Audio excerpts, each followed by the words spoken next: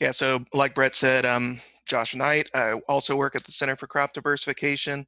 My email address is up there on the screen. You can email me questions directly. Horticulture is more my posting, but I have a little bit of a background in information technology, so I can sort of assist with some technical software and stuff like that when as necessary. But I would say that my experience with Google software, specifically Google Maps and Google Business Listings, is limited compared to the support that's available online from Google. And there's a link on, well, among the links that Brett passed out, the one where you can download the PowerPoint, there's a link there to the support documentation for Google Business Listings specifically, where you can look up uh, more specific questions about problems or ideas that you might have. So it's a good place to start, but feel free to email me and I'll help you find what you're looking for. So with all that, we'll go ahead and get going on this. So the main idea here is to help people in your local community find your farm business. And so one of the best ways to do that is to use the Google Business Listing, which is linked to Google Maps and helps people find you. If you look up the business and you look it up through Google Maps, you'll have a listing there. And so why Google and why do this? Google's free. The way I think of it specifically for this is that it's kind of an updated version of the Yellow Pages in that, well, first it's, global, but Google recognizes where you are regionally, and or if you type the name of a city or a county or something like that, it'll help you kind of target a business for whatever listing you're looking for. So think of it kind of like really comprehensive Yellow Pages for the planet, but it narrows it down specifically where you are if you're looking for local businesses. And so another reason why Google is that they hold around 90% of the search engine market. If people are searching for something, more than likely they're using Google. They're kind of very dominant in that. Um, and something that surprised me in looking it up was that 46, nearly half of Google searches are for local businesses. So this is something that people are using in lieu of, um, your local Yellow Pages or Business Pages, white pages listing. And around half of businesses have not claimed their Google business listing. Uh, the way that works is that if you haven't generated a business listing, but people are searching for your company, if I believe if enough of that is done, it will create a listing, but it won't be very featured. And so that's what claiming means is you might find if you have a very popular farm business and you're located near an urban area where people are using Google already to try to find you, there might be a business listing already generated for you, and it's just a matter of claiming that. Why you might not want to do this, if you're listing your farm business that is also your home where you live, um, you know, you'll be letting people know where you are. So there's, some privacy concerns, and that's something, to consider when doing this. And another thing is that, your initial setup, it does not take very long to do this. And depending on how fully featured you want it to be, you can spend more time on it in terms of adding photos and other promotional materials and things like that. You can spend more time with this and get more out of it, but there is the time that you have to sit down and kind of figure this out. Um, as well as once you create this listing, um, people can leave a public review of your business. And that's something that you can monitor and reply to once you have a verified business listing. And so that's just something to think about as far as how much time you want to invest in kind of monitoring this and replying to your customers. But it can be very powerful in terms of, if somebody is um, leaving a review and you can kind of find out, it's just another way to kind of get feedback from your customers, that they can leave at their leisure. Um, and so things to have handy before you start down this road to make it move quicker is you want to know the name of your farm business, which should be pretty straightforward. You don't actually need to put a contact phone number in there, although it's probably a good idea to. And if you want to have a map listing, you do need a physical mailing address. Uh, a PO box won't help you generate a location on Google Maps. Um, so that's something to consider. But otherwise, the other optional things that you want to have handy are some promotional photos of your farm business logo, things of that nature will help kind of drive people to click on your business listing. When they look it up, the way the Google uh, listing works is it kind of promotes things that already have pictures. And if there's a picture, people are much more likely to click on and interact with your business. Um, but those, like I said, or like I showed, those are optional, but you should consider them. And so, as far as getting started, some of you probably already have an account with Google, but it's a good idea to have a separate one for your business. It keeps keeping things separate is just a good idea, good kind of business practice, and Google is very friendly as far as switching back and forth between accounts when you're checking your email and things of that nature. I'll show you, but it basically puts a little icon in the upper right-hand corner of your screen when you're logged into any Google service, and you can see which account you're logged into, and it's just a matter of clicking on it and switching back and forth. And when you sign up with a Google account, it will ask you for a phone number, and that can be the same phone number that you use for other Google accounts, and it's different. This is separate from what people will call you uh, to reach you as far as your business listing. This this phone number that they prompt you for to start a Google account is just a matter of having access to kind of the security features. If you forget your password or you have issues logging in, it'll send you, if it's a cell phone, it'll send you a text message. You can request that, or it'll send you a voice message to help you confirm your account. So just suffice to say that the first phone number they prompt you for is more just tied to your account and not necessarily associated with your business. And when you go to, I believe, yeah, the sign up screen, when you go there, it's really pretty straightforward to create your account. First name, last name, and username, is something associated with your business is a good idea. And then there's some rules for password. And then once you do that, you have a Google account. And the next step is to go to, there's a couple of ways to go there, but the easiest to remember is just google.com/business. And when you first go to that site, any one of those links you click on, manage now up at the top, or sign in, or manage now, they all take you to the same place, and they'll just prompt you to log in with the username and password you just created.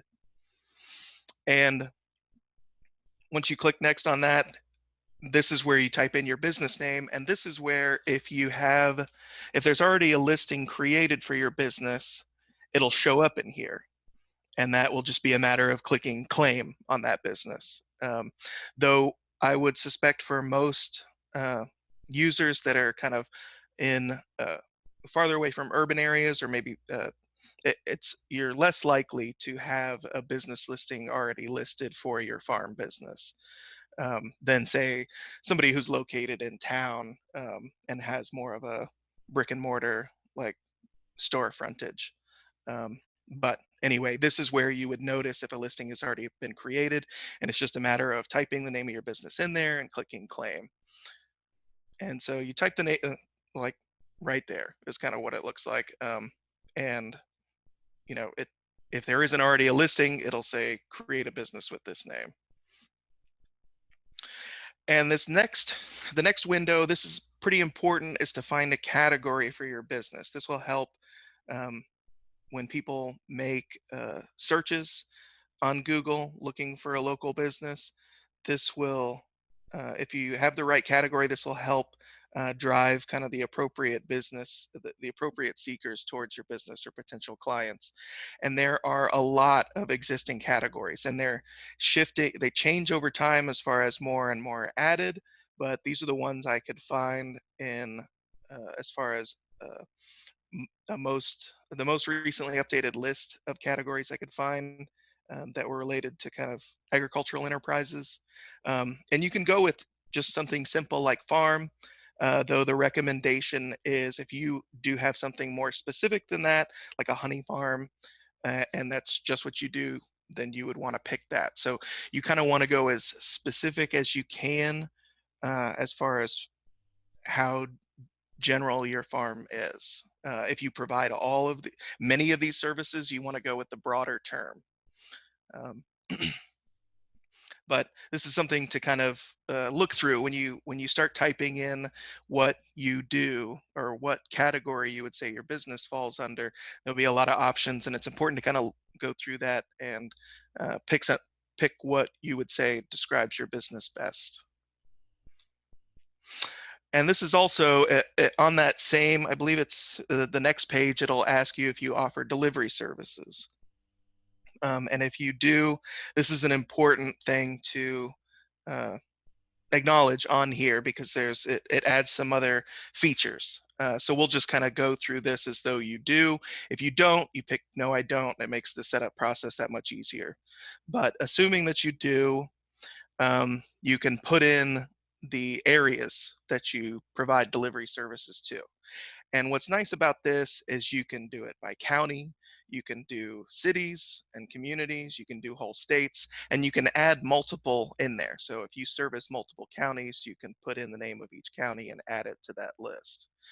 And it's very helpful for people to know if you do provide delivery services. It's helpful for people to be able to research that ahead of time. It makes them more likely to contact you.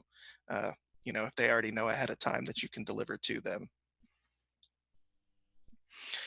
And then this next step uh, this is where you put in you've already put in your local address and things like this, but this is how they verify that you are in control of that mailing address. The way it works is they send you out a postcard with a code on it.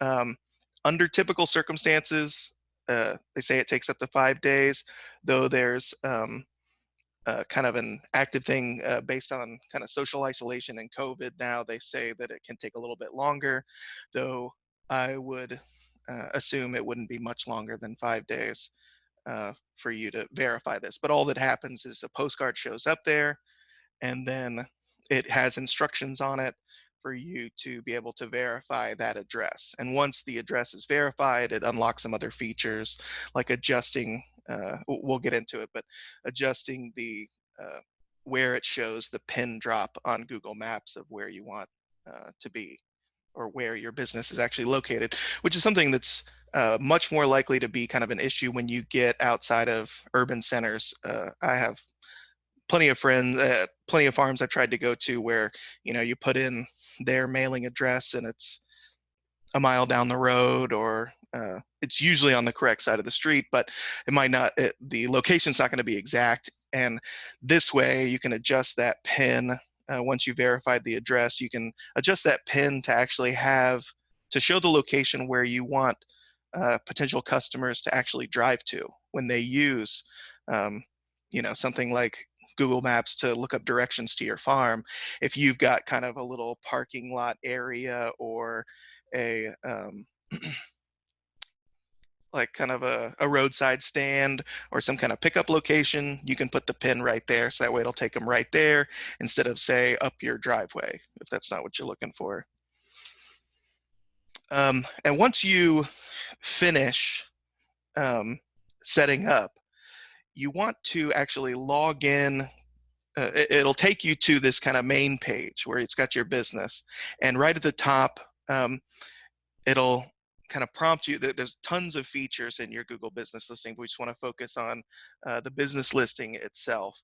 And you want to complete each of these individual sections to kind of complete your listing. And when you just go through the initial setup, it'll drop you here and show you that you're 30% of the way completed. But the more you fill out in here, the more it's going to kind of help you in the long run, is sort of directing people to call you at the right times, or on the correct phone number. What's nice about under the add description section, you've got a lot of space to work with where you can type something up as far as describing in detail how your business operates, what you're providing, what services or products you provide. And it also, you can put active links in there, so you can link to your website, but there's also a specific place where you can put in your website information. But in that description, you can link a little bit deeper into your website if you've got a specific page that you're talking to people about, or a specific product that you want to introduce them to. Josh, And just if I could jump in real sure. quick. So I think I figured out what that question that came in the Q&A was about. They said, well, covering how to move map to Square account. I think what they mean is how to use Google Maps to drive traffic to their Square account. And so I think this, you mentioned including the website link here and maybe in another place. That would Right. be how to do that. The other thing I just want to, I know we have at least a couple of people on here who work with a farmers market or a group of farmers, and you could do this with that group. You could see Josh has done this with our group, the Center for Crop Diversification, which is pretty. I mean, we have an address, but it has a nebulous location, so that's just something to keep in mind. Yeah, yeah, good point. Yeah, I hadn't really used Square that much. Brett's more familiar with it as far as setting up something that's customer facing. But if you have a Square, is it like a online shop kind of a thing where people? Yeah, so you can link to that directly in under the description. Once you have verified the site, once you get the postcard and follow the instructions, um, when you log into the site, on the left-hand side, you want to click on Info, and there's a section there where it shows the address and this little kind of pin marker icon. And that little, it's supposed to be kind of like a pencil or a pen. That's what you click on when you want to edit the location, like the actual location that the pin mark will be dropped on Google Maps. So, like I said before, this is where you would adjust where it's directing and driving traffic if people are using um, navigation services or something like that to bring them to your location. Um, and like I said before, there's a lot of features in here that you can track associated with things like reviews that people leave, or looking up. It's got it under insights. Sometimes it's referred to as analytics, but you can track things like what kind of uh, what users who are coming to your listing. You can look up information that's gathered as far as where they're coming from, how they're getting to your business listing, things of that nature. Um, and there's a lot of stuff in here that even I haven't gone through. And like I said, there's the support documentation for there's a link on our website that directs you to that, where you can kind of type in more specific questions about how to get the most out of this. There's a lot of features in here, and you don't have to use them if you don't want to. Basically, once you've done this, your business will be listed on Google Business Listing, and it'll be available through Google Map services.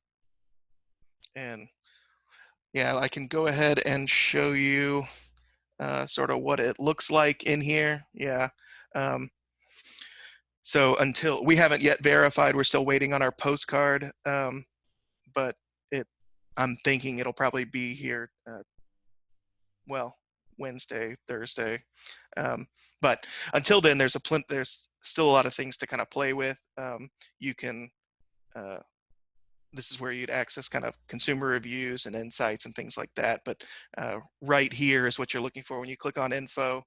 You just kind of scroll right down to the address. It's pretty much right there at the top, and you can edit and drop the pin. This isn't really available for us yet because we haven't verified, but it's it's pretty straightforward. Um, and is there any questions in the chat? Nothing yet. So, Josh, how is there anything about this that you can't undo? I know some people sometimes are a little nervous about they don't want to, put in one piece of information and then something changes. Are there things that can you edit this stuff frequently? Yes, yeah. You can log in here and change phone number, your hours. Everything in here can be changed. Although if you change the address, they'll have to re-verify. You can change your service areas, all those things, and you can adjust your listing to kind of suspend business seasonally. Um, under uh, your business description. You can add and remove kind of contact information and things like that. And I haven't looked up specifically how to uh, delete a business listing, um, or at least kind of kind of going down that route. But um, that's something we can kind of look into, and I can and follow up with that through uh, the Google support kind of documentation. But I would assume it's relatively straightforward. So we had a excuse me, we had a question. Can you have multiple locations with days and hours, like having a farm stand, roadside stand, and farmers market location? Absolutely. Over here on the left-hand side, if you scroll down, you can add new locations. You can manage your existing locations. We only have the one, but um, you can add and remove as many as you need to.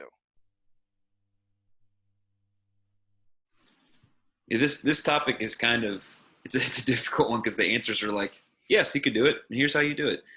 So as far as really like having a long answer, but yeah, that would show those pins in different places to the end user, but you're able to manage them all from a central location. Is that right? Right, right. Because really large companies use this. Like somebody like a Lowe's or a Home Depot, they could have hundreds of locations or thousands in here and manage all of them just from one location. One piece of just advice or a thought that I have, in addition to just taking the reins, if you have an unclaimed business, is to do your very best to keep the hours updated. If you have, because if somebody goes to your business because they see your Google Maps information and you're not open, that is a very frustrating experience for consumers. And so, if you are nervous about it, I think that, yeah, I'll just leave it at that. Sandy came in with something, a question or a comment. I don't allow people to come to the farm due to insurance. Totally understand that, but Mm-hmm. would like to know people that I'm at farmers markets. So I think that, Josh, do you have thoughts on that? Uh, I mean, unless you have something different, I would think that's kind of something you want to work with your farmers market to, see if they have one of these listings and they can add the farms that are available to it under business information or something like that. Just so that way you can kind of drive people, think of this as a way to drive people to the place where you want them to be to buy your products. And if you don't want them coming to your home, then you don't necessarily need to add this to your own listing, but it's something you might help your farmers market uh, get up and going with and help promote your farm through the farmers market. And just to address something Brett had said, there's a special section in here for you can update your business hours, during kind of this COVID situation and post an update for it. And that's something, that you might want to do to just let people know that this is something that you have updated since, even though you would create this right now, people finding your business listing might not know that what you have put on there reflects what your hours of operation or contact information is due, in the last few weeks. So this is something to definitely kind of fill in during this time, you know, what your business hours are during current restrictions and any update you might have for how your business has changed. And I think that there would be an option definitely to go ahead and add the, you know, your farms pin to the same area where the farmer's market is and try to make sure that the farmer's market is also listed. And the way that I understand it is that the more that a particular site or like spot pin is researched and found on Google, the more like the bigger that pin is on the map, so to speak. And what I mean by that is if you go and look at Google Maps and you look at the regular zoomed all the way out view, big businesses are shown, like really popular businesses, their pins are shown. And every time you zoom in, it shows a couple more. And so it could very well be that the farmer's market pin gets shown first, but you could also use that link to send Sandy's question. You could use that link to send to customers. I'll go ahead and copy and paste this out to everybody. To go ahead and send them, here are our two locations. The other, I'm stepping on your toes here, Josh, but No, go for I it. just get excited. The other thing is there are a number of apps and websites and other places that work with plugins with Google Maps. And so that would be another angle on that too, to be able to have those locations and put them into your whatever it may be, your website or whatever. Mm-hmm. We had another question come in here. I sell gluten-free baked goods and produce. Could we add both of these to a Google listing?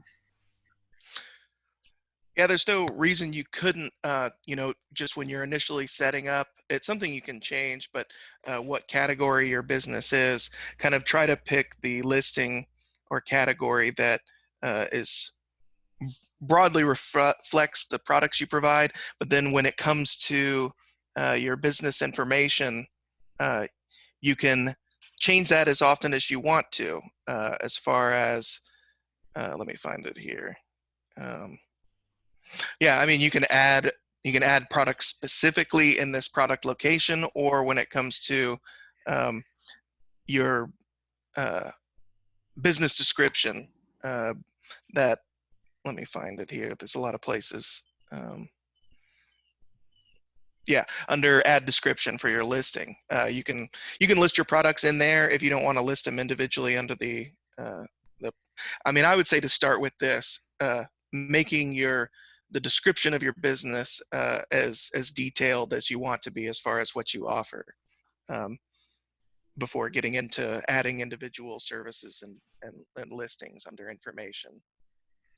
We had another question here. Can you list a separate mailing address from the actual farm location? So his farm address is the official business address, but the farm property is actually 3 miles down the road. That shouldn't be a problem. You just want to make sure that it's a listing, that you have control over that mailing address and that it's a physical location. That's how you'll be able to adjust and move the pin around. So in that case, would you set up the address as the place that you want to show up on Google? Yes. And so you would need to be able to receive mail at that address. Is that correct?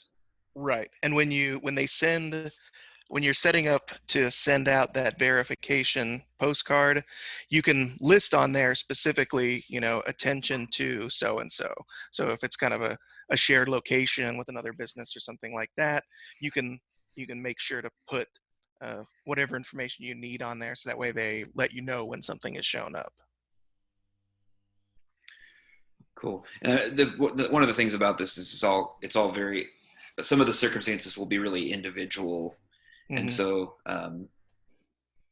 Woody, I don't know if that exactly answers your question, but if not, we could follow up and see if, because in some cases the farm doesn't receive mail anywhere. Right. So anyway, just a thought. And the support setup for Google is pretty comprehensive, and it's good if you, I mean, it's unlikely you're going to be in a circumstance that nobody else has run into before. But if you are, that's the kind of thing that the way Google support is set up, they kind of track the questions that are being asked, and they can generate support. They want to know if you have a circumstance that your business listing, there's some technical limitation that you can't get what you want out of it. They want to know about that so they can fix it.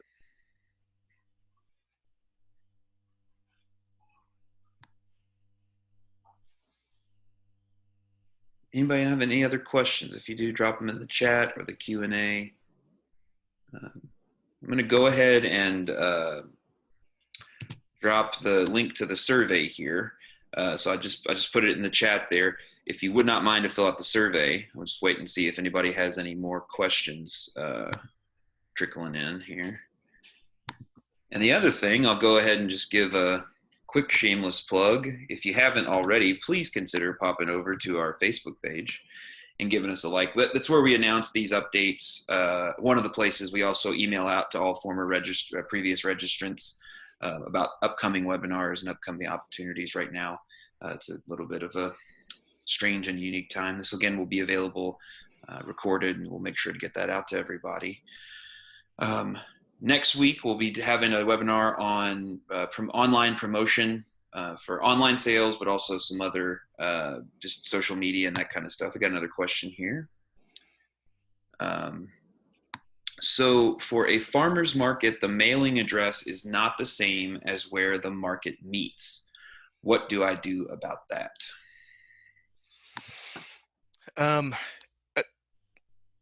It kind of, I guess, the easy answer is it sort of depends, but you want to start with a physical mailing address.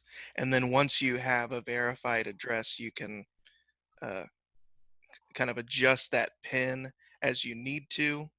And so it depends in the sense that, if you have a mailing address that's in a completely different city or something like that, I don't know exactly what the limitations are of how far you can move that PIN. But yeah, that's something where, we might be able to help you on kind of a case-by-case basis. Yeah, and we could look into that because there is peculiarities like that for sure. Right.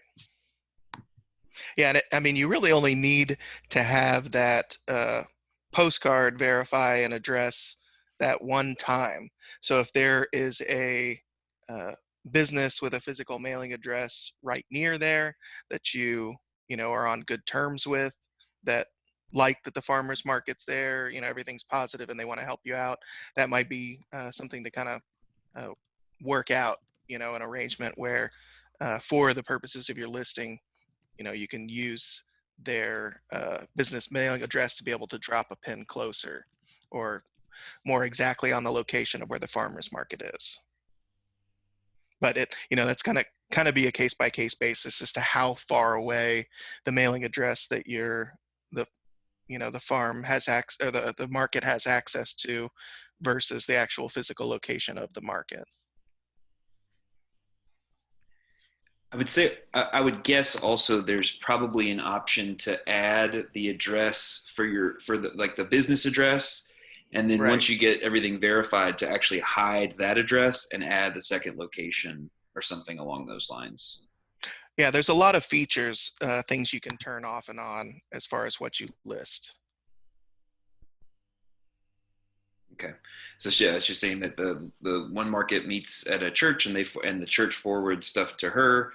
The other market uses the extension office, and they're both it's a mile from the market to the office. So yeah, I would say that this is a specific one that maybe we'll follow up on, and once we figure out the process for what that looks like. Again, this is part of the process. Part of this is figuring out what people need. Maybe we'll come out with a little short fact sheet or some kind of short video or something like that about that specifically. Yeah, and there's always the option that you can have multiple business listings right in the same area, in the same building, but you can have your individual farmers market business description say that where we actually meet is in kind of a more descriptive other location. So there's a lot of options to kind of work around issues like that, but we can kind of dive into this a little bit deeper and see what we can come up with. Awesome. Cool. Well, last call for any questions. I will once again, so here is the link to the webinar next week. If you're interested and you want to go ahead and register, it is here. Awesome. Woody, go ahead. You and Sandy said thanks too. I appreciate you all being here. The other thing, I just want to real quick get the survey one more time. So here is the survey link. Again, appreciate you all coming in, popping in, asking questions, sharing what you need. Continue to let us know what you need, because that's how we develop what we do. And so, yeah, we really appreciate you. If you get a chance, please fill out that survey and let us know what other things you want to see. Next week, we'll be back with the folks from K-Card plus me, and we're talking about social online promotion.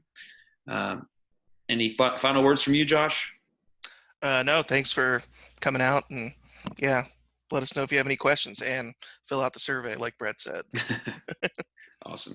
Thanks, everybody. We'll see you soon. Thank you. Bye-bye.